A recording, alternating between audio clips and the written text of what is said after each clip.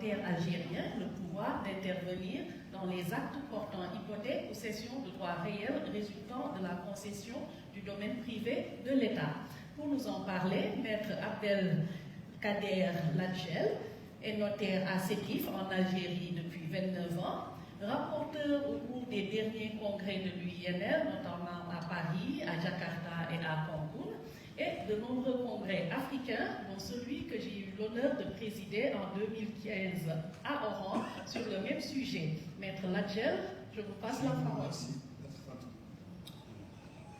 Je vous remercie, Madame la coordinatrice internationale, pour nous avoir donné l'occasion de présenter le rapport national du notariat d'Algérie devant cette honorable assistance concernant le thème qui nous a été affecté, je cite, rôle du notaire dans les contrats de partenariat public-privé en droit algérien, l'exemple du partenariat qui lie l'État aux concessionnaires investisseurs privés dans le cadre de la concession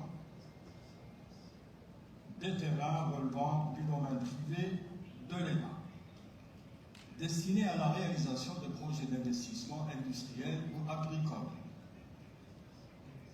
Chers consoeurs, chers confrères, honorables audience, notre intervention consiste à examiner de près le rôle et la contribution du notaire au contrat de partenariat qui lie notamment l'État aux concessionnaires investisseurs privés à travers l'attribution d'un droit de concession sur les terrains relevant du domaine privé de l'État destiné à la réalisation de projets d'investissement industriel ou agricole. Rappelons à cet effet que le contrat de concession est un contrat administratif par lequel l'État attribue pour une durée déterminée la jouissance pérenne d'un actif foncier relevant de son domaine privé pour servir de terrain d'assiette à l'implantation d'un projet industriel, un projet d'investissement productif. L'État est dans cette relation contractuelle un partenaire et non un concurrent, car il partage avec l'investisseur concessionnaire un même objectif. Il s'agit du développement industriel et agricole de l'Algérie. Ainsi, un cadre juridique relatif à la concession a été mis en place. Il s'agit d'une loi 2023 qui est venue fixer les conditions et les modalités d'octroi du foncier économique relevant du domaine privé de l'État destiné à la réalisation du projet d'investissement. D'une ordonnance de 2008 relative à la concession des terrains relevant du domaine privé de l'État destinés à la réalisation de projets d'investissement abrogés, mais demeurent applicables aux biens immobiliers superficiaires pour lesquels des actes de concession ont été établis jusqu'à la date de promulgation de la loi de 2023 citée. D'une loi de 2010 qui est venue fixer les conditions et les modalités d'exploitation des terres agricoles du domaine privé de l'État. Et enfin, la loi de 2022 relative à l'investissement. Ce dispositif législatif est venu renforcer le rôle du notaire en tant que relais entre l'État, l'investisseur et l'entreprise au travers de ses compétences et de ses connaissances professionnelles au service d'investissement du concessionnaire et de l'État. Ce cadre juridique confère expressément au notaire le pouvoir d'intervenir pour la concession industrielle convertible en cession, premièrement dans les actes portant hypothèque du droit réel résultant de la concession d'un terrain relevant du domaine privé de l'État. Cette sûreté réelle permet aux concessionnaires et investisseurs de consentir des prêts auprès des banques et établissements financiers pour le financement de son projet d'investissement industriel. Et deuxièmement, pour les projets d'investissement réalisés antérieurement à la promulgation de la loi de 2023, conformément à l'ordonnance de 2008 citée. La citée mais abrogée, elle demeure applicable aux biens immobiliers superficiaires pour lesquels des actes de concession ont été établis jusqu'à la date de promulgation de la loi de 2023.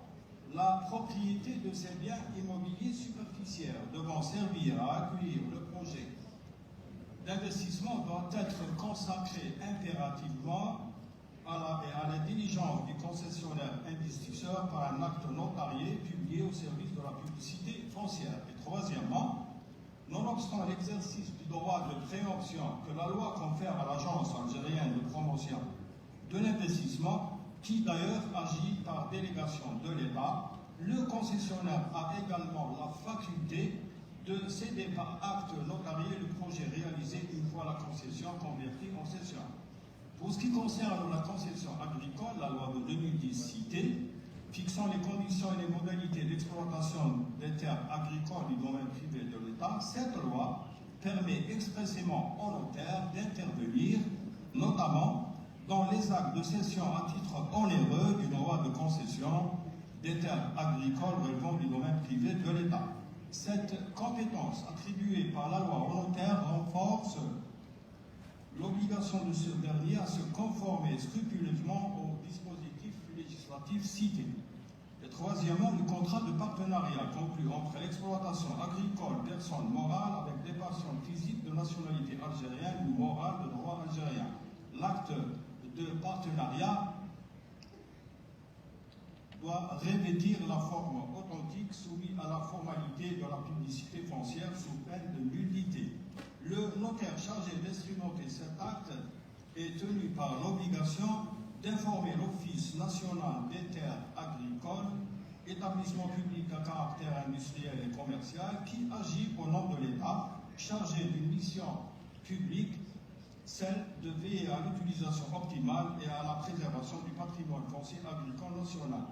Et troisièmement, le transfert du droit de concession au profit des héritiers en cas du décès du concessionnaire.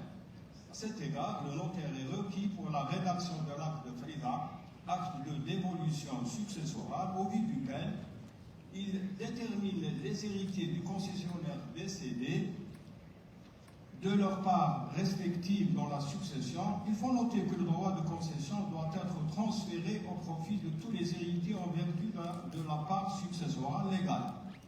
Ils doivent, conformément à la loi, déléguer l'un d'entre eux pour les représenter et assumer les droits et charges de l'exploitation agricole par voie de procuration notariale. Et enfin, la loi de 2010 citée attribue au notaire la compétence d'intervenir dans les actes portant hypothèque du droit réel résultant de la concession d'un terrain agricole relevant du domaine privé de l'État. Cette sûreté réelle permet à l'exploitation concessionnaire de consentir des prêts auprès des banques, d'établissements financiers pour le financement de son projet d'investissement.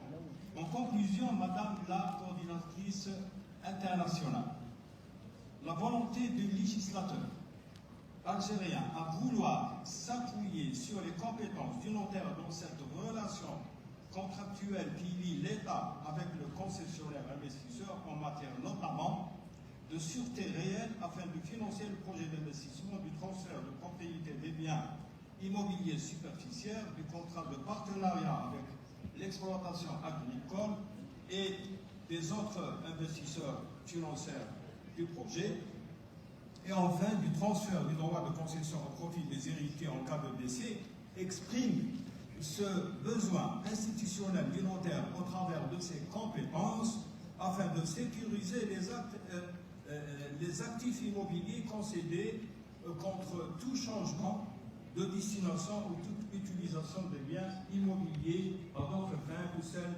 fixées par le cahier des charges sans autorisation préalable ou toute modification du projet tendant à y inclure des activités non agréées ou non autorisées. Elle révèle le besoin social de ce dernier à sécuriser les actes cités en assurant un service public de proximité tout en étant présent sur tout le territoire pour répondre aux besoins des concessionnaires investisseurs. Madame la coordinatrice internationale Valentina Rubeltelli, si aujourd'hui les contrats de partenariat public-privé constituent un nouveau modèle de la bonne gouvernance, perçu comme une des conditions les plus favorables pour réaliser le développement durable, il n'en demeure pas moins que la prise en compte du rôle du notaire dans la sphère des relations contractuelles publiques-privées s'avère essentielle et doit être mis en valeur, eu égard à la sécurité juridique et à l'équilibre contractuel tant recherché par l'investisseur ou le titulaire privé du contrat avec ses financeurs face à la solidité de ces contrats administratifs qui font intervenir l'administration pour défendre l'intérêt général. Je vous en remercie. Merci, cher Effectivement, une politique foncière n'est adéquate que lorsqu'elle facilite le développement économique. Et les partenariats publics-privés constituent un mode de financement avancé, compétence très intéressante. Alors, tout autre registre, nous allons maintenant parler de l'apostille, cette forme simplifiée de légalisation. La Convention de la Haye du 5 octobre 1961, supprimant l'exigence de légalisation des actes étrangers, supprime la procédure de légalisation en la remplaçant par la délivrance d'un seul certificat d'apostille délivré par l'autorité compétente de l'État d'origine. Depuis le 1er mai est entrée en vigueur en France une réforme importante qui place le notaire au centre de la sécurisation de la circulation internationale des actes publics. Il s'agit de l'apostille et de la légalisation.